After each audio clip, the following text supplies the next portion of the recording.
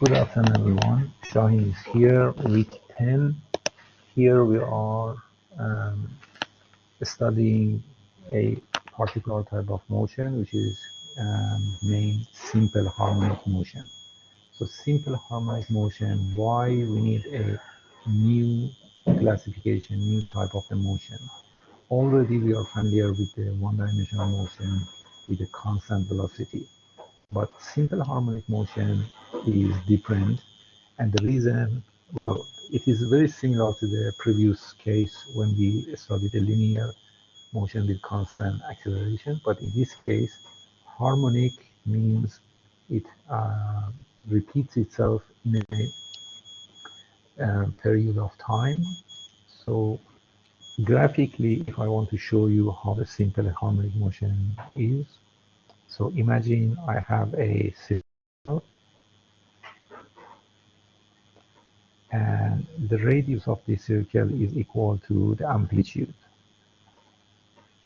So before I give you the graphical demonstration, one example of the simple harmonic motion is when you have a mass which is attached to the end of a spring and it is moving in the x direction. And what happens, it keeps coming to its maximum amplitude, and then it comes back to 0, and then it goes up to negative amplitude. So these keep happening in a harmonic way. That's why we call this simple harmonic motion. The other example is you have a shaft, and this is a rotary spring, and this is a flywheel. So once you rotate this by an angle of theta, angular displacement of theta, it keeps going to the maximum and coming back to the negative maximum by harmonic motion. So that harmonic motion, if you want to get a graphical understanding of what happens, imagine this a circle with a radius of A being the amplitude of the oscillation, and that angle is omega t. So the side opposite to this triangle, that is A sine omega t. So it means when omega t is equal to 0 at the beginning, that is how much x you have. This is this zero displacement. By increasing omega t, the temporary amplitude becomes A sine omega t. The maximum is here, which is A. And then by increasing the angle, it reduces again back to 0. Before, if you increase omega t further, the amplitude becomes negative, and the maximum negative value is minus A. So that is a simple graphical demonstration of the simple harmonic motion. All right, now I want to show you why the simple harmonic motion is different with the constant angular. So as I showed you graphically, that's the representation of the motion as a function of the time. And if we take time derivative of that one, the time derivative of the displacement is velocity.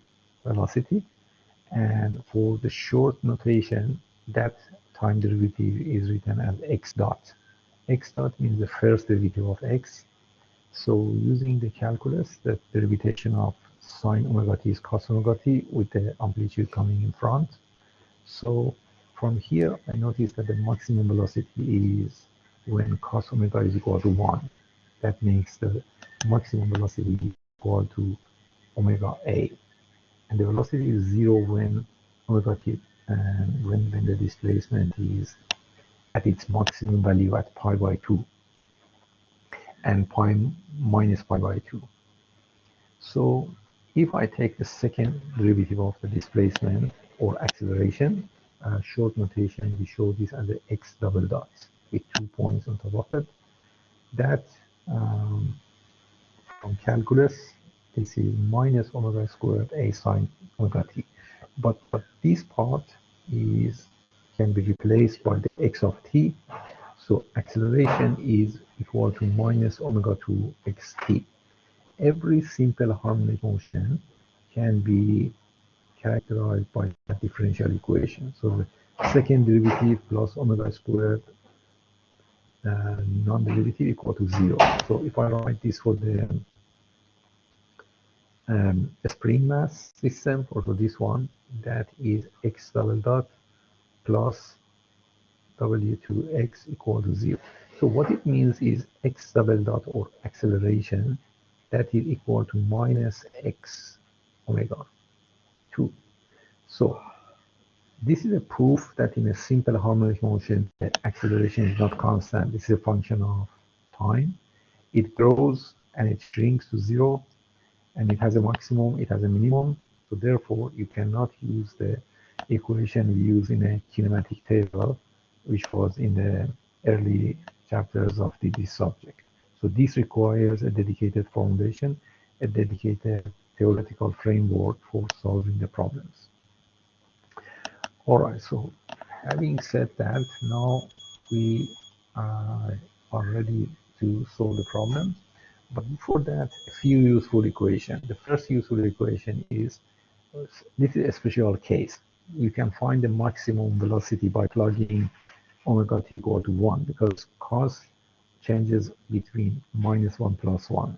So the maximum value of this function is when this has its maximum value, which is 1. That is maximum velocity omega a. Likewise, the maximum acceleration is when sine omega, which is changing between 1 to plus 1, has its maximum value 1. So if I divide the maximum acceleration to maximum velocity, I get rid of the amplitude, and I know that the natural frequency is the ratio of the maximum acceleration to maximum velocity. That is also a useful equation. Now let's get started with the remaining problem from this chapter. So here I have problem number 20.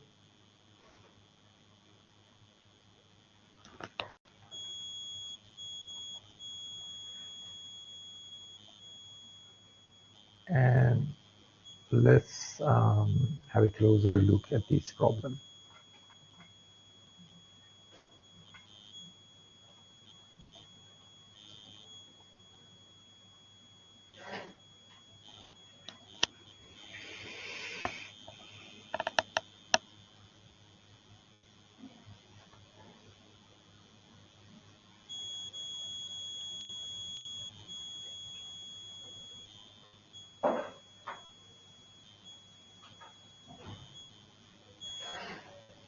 Okay, so in this problem, two characteristics of the simple harmonic motion are frequency in hertz and time period in seconds. So what does time period mean in a simple harmonic motion for complete oscillation? This is time, this is amplitude,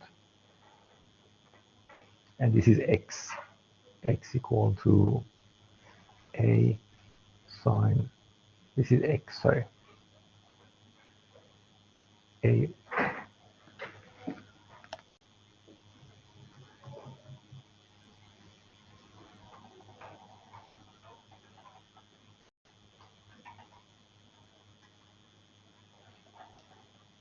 You ask a question?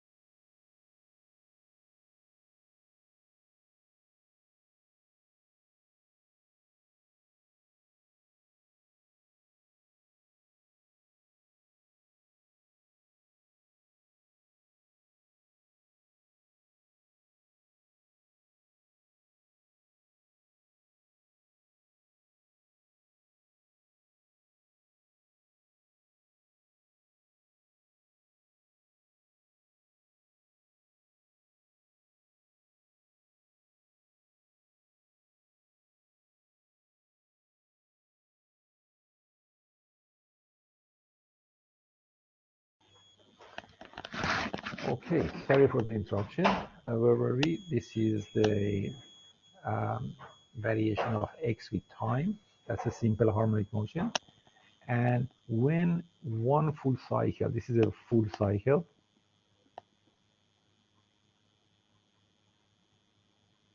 So how long it takes for the full cycle? That we call this period, t. And the reciprocal of the t, that is frequency. So how these are related together? I mean, if I start from the omega, omega is 2 pi f. That means f is equal to omega divided by 2 pi. Or I can say t is equal to 2 pi over omega. So there are different ways you can rewrite this equation. So for the sake of this problem, you're being given t and you want to find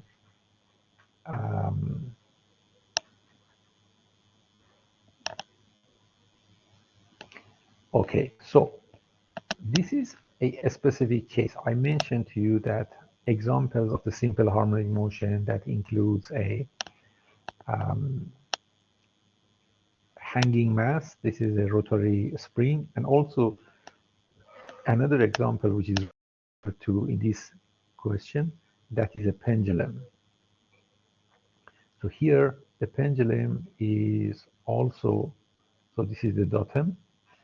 The pendulum has a lump mass here, and it has a length, and it has theta.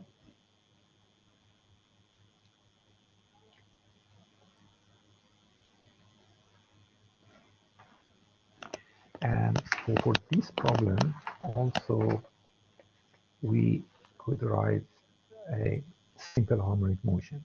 But in this case, it can be shown that length of the pendulum is equal to gravitational acceleration multiplied by time period divided by 2 pi squared. Okay, so where this is coming from, that is, you start from the free body diagram of this one and solve the differential equation, and you would find that in the simple pendulum, so simple pendulum is a different with the compound pendulum. Simple pendulum is when everything is lumped at a distance. The compound pendulum is a rod which has a distributed mass. So we have to separate these two types of pendulum from each other. So both of them have the length of L, but this one is a distributed mass, this one is a lumped mass. We're talking about this one. All right, so having this relationship, it would be simple to solve the special cases which are being asked here.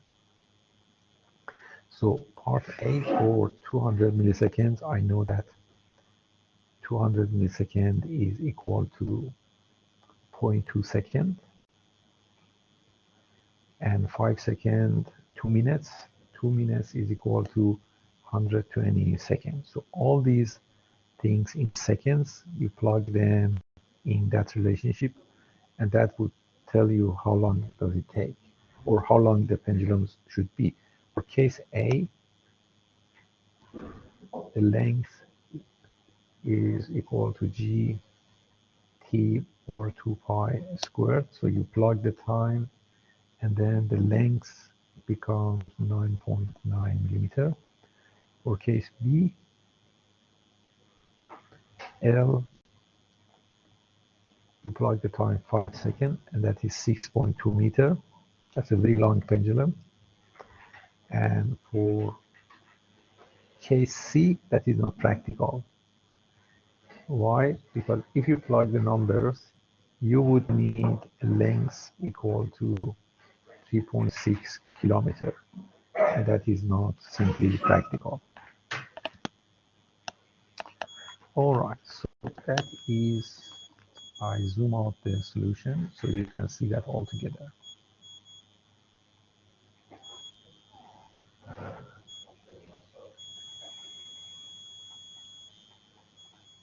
All right, the next question we have is on the next page, that is problem 26.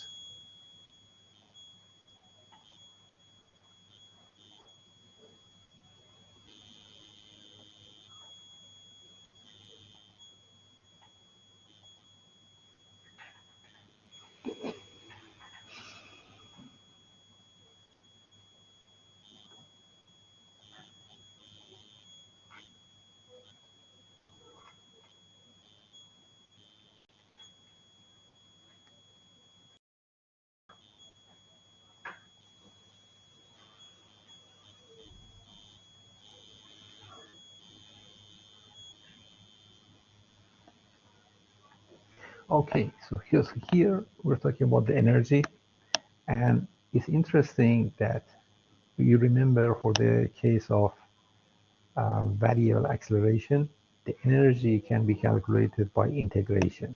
That is not by simply multiplying force by displacement like the way we did calculated the force.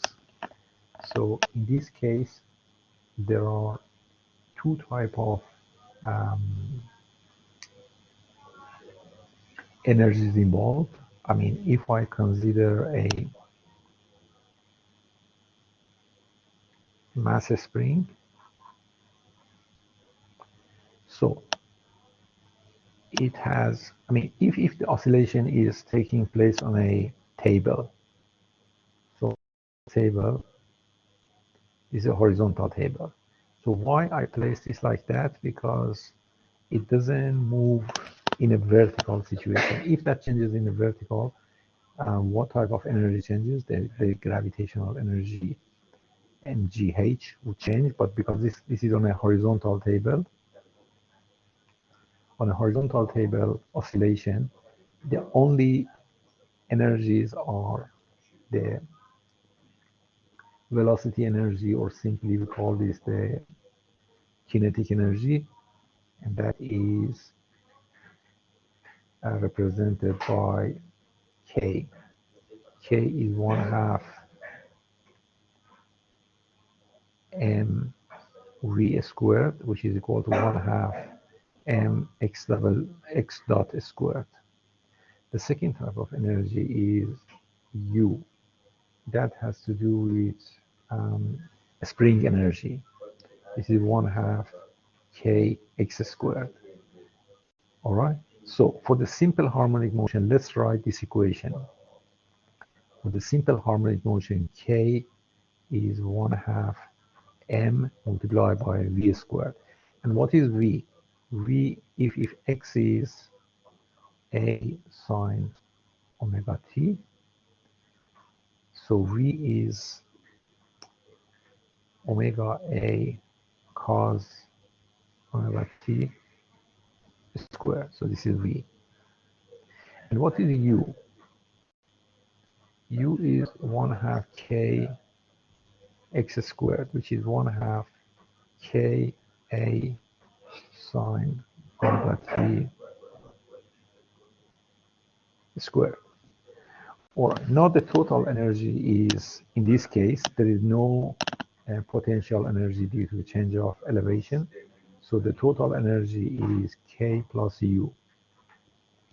And we know that its maximum value is either when the velocity is 0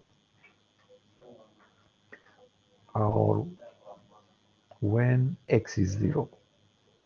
So in either case, one of these becomes maximum, but the total remains constant. All right, so now if we apply this equation, surprisingly, we end up with a simplified equation. And that simplified equation is 1/2 m omega 2 a2 cos omega t squared plus 1/2 k a squared sine omega t squared. And here, let me simply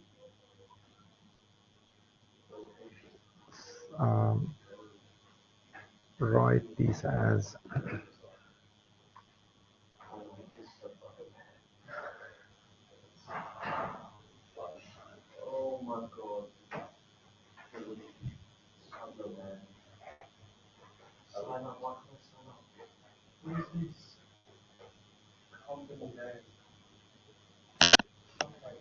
okay. I can simply notice that Ka squared is generated in two terms. So this one is also equal to K. So you know that for the simple harmonic motion, omega is root K over M. So omega squared is equal to K over M. Okay. So let me plug that one. 1/2 M K2 over M2. And that, if I cancel,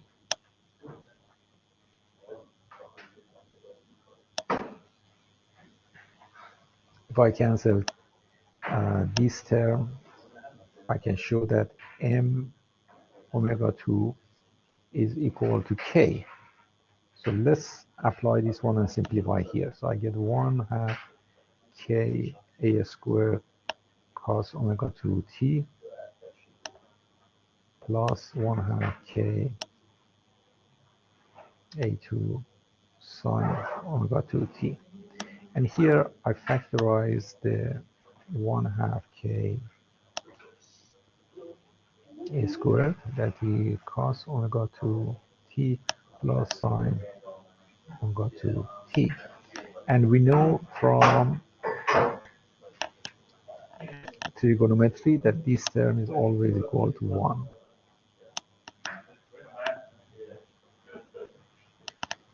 Okay, guys. So here I have shown that the total energy is equal to 1/2 K A squared. So that means for this kind of calculation, all I need to find the energy, that is the stiffness and the amplitude. That's all. So now that we have the relationship, all you have to do is just to plug the numbers and to find the amplitude. So from here, I can work out the amplitude as 2 times energy, total energy, divided by K and root. But then, how do I deal with K? K, I would replace that by, from here, I can replace K as M omega 2, and omega, I'm writing that as 2 pi F. Okay, so that is equal to root 2 times energy divided by M multiplied by 2 pi F squared. So that is the relationship I'm going to use for the amplitude. And by plugging the numbers with the right units, I mean that is the root of 2 times 0.51 joule, that's the right unit. And in the denominator, 4.5 kilogram multiplied by 2 pi times 1.2 hertz squared, and that becomes 0.2 meter, 20 centimeter. Okay, so that is the problem number 26. If you want to see the solution altogether.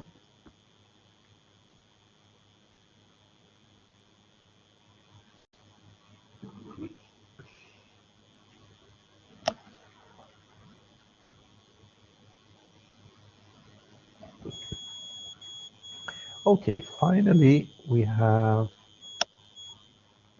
one more problem selected, which is problem number 67.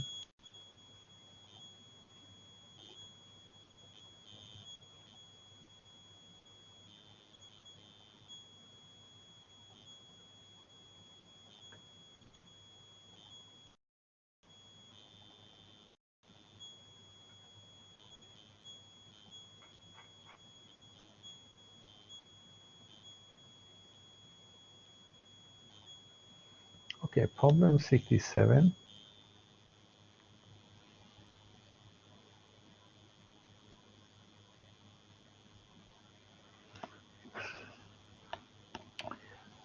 Again, this is a simple harmonic motion, and like usual, for solving the problem, first we have to make a sketch to illustrate the problem, and that is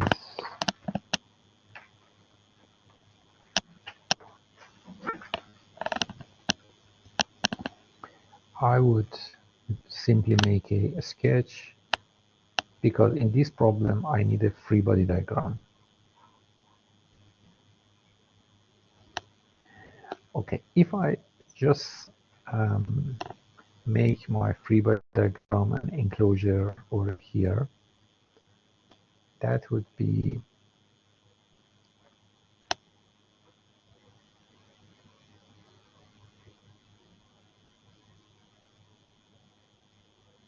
mg, and this would be kx, or so in the lowermost situation, x is maximum, that's the maximum force, that ka. So this free body diagram is at maximum amplitude. All right, and then this is governed by the second law of the Newton, because the first law is when the system is at equilibrium or at a constant speed, but here acceleration is variable. The second law of the Newton applies. So the second law states that the net forces in the y direction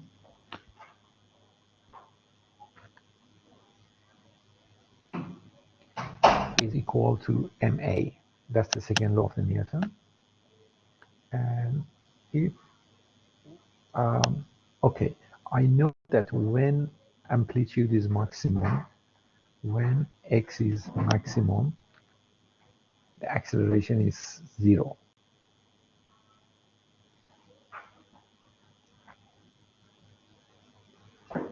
So for that reason, here this acceleration is 0, and then my free body diagram is Ka minus mg is equal to, thank you, 0, equal to ma. And if I vanish this one, because this is exactly at the bottom dead end. So this is called the bottom dead end. If that is the bottom, it comes to A, we call this the bottom dead end, and it goes to minus A, we call this top dead end. So here x is equal to A, here x is equal to minus A. So at this point A is equal to 0, at this point A is equal to 0, and here A is maximum.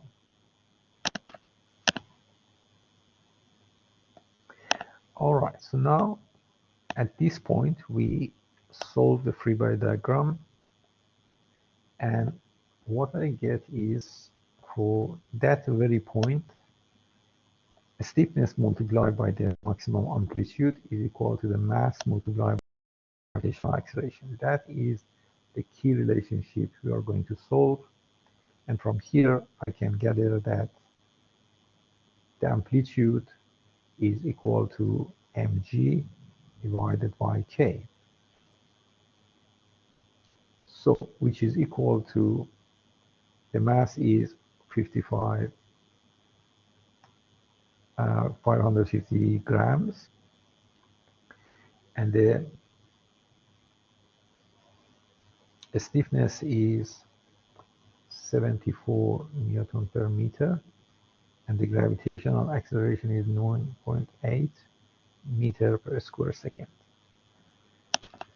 So that, if I solve, amplitude would be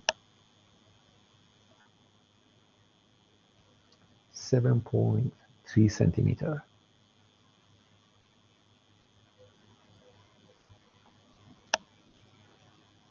Okay, in part B, I have to find out the period. So finding this period for the simple harmonic motion, the period is equal to 2 pi root of mk. So this was just, if you refer to that derivation here, to find out why t is equal to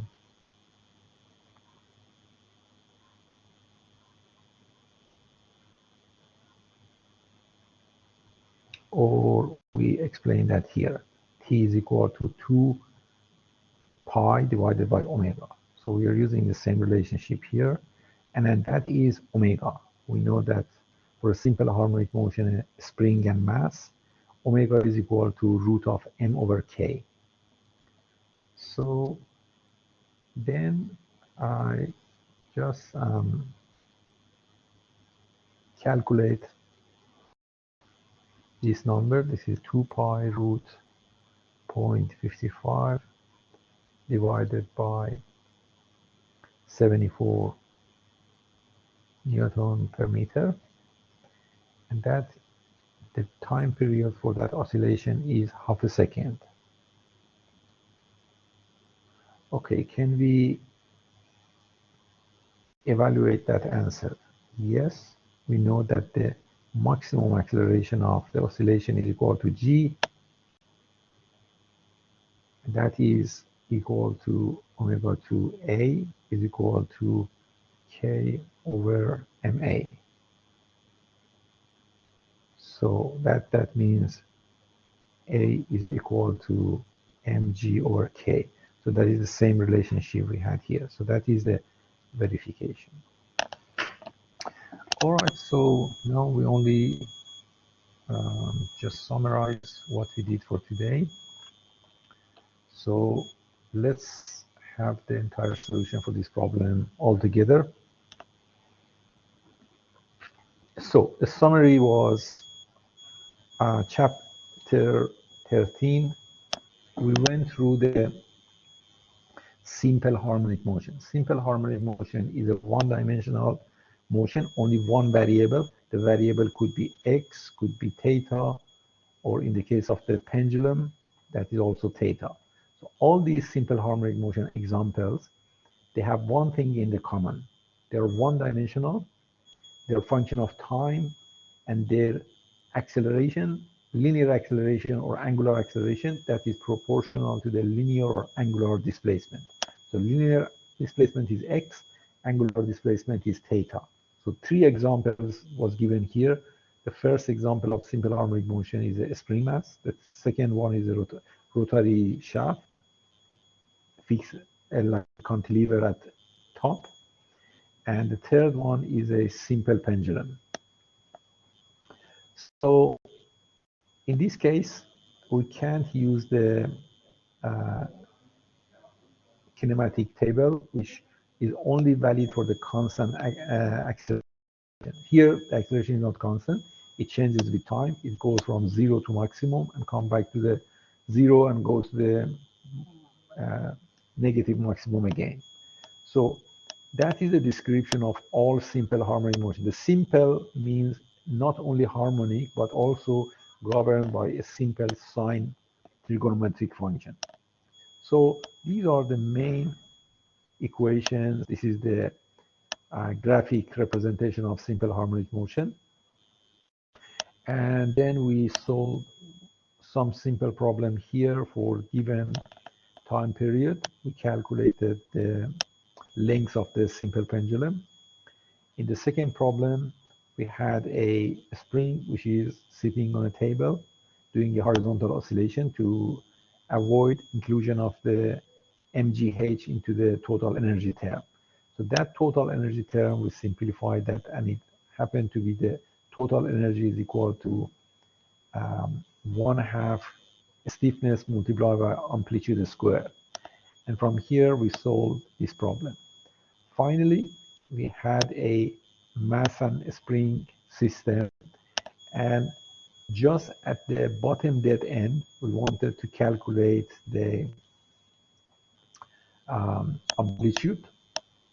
So starting from the free body diagram and applying the maximum acceleration condition, or maximum displacement, actually, at the maximum displacement, the acceleration is 0. So that free body diagram at the top dead end becomes a first law of the Newton, not a second law. Even if you start from the second law, because acceleration is 0, it reduces to the first law of the Newton. And from here, we found the acceleration, and eventually we calculated the time period for that. I hope you find this recorded demonstration useful. Any question, don't hesitate to email me or come see me during my consultation time. Thanks very much. Take care and have a great weekend. Bye.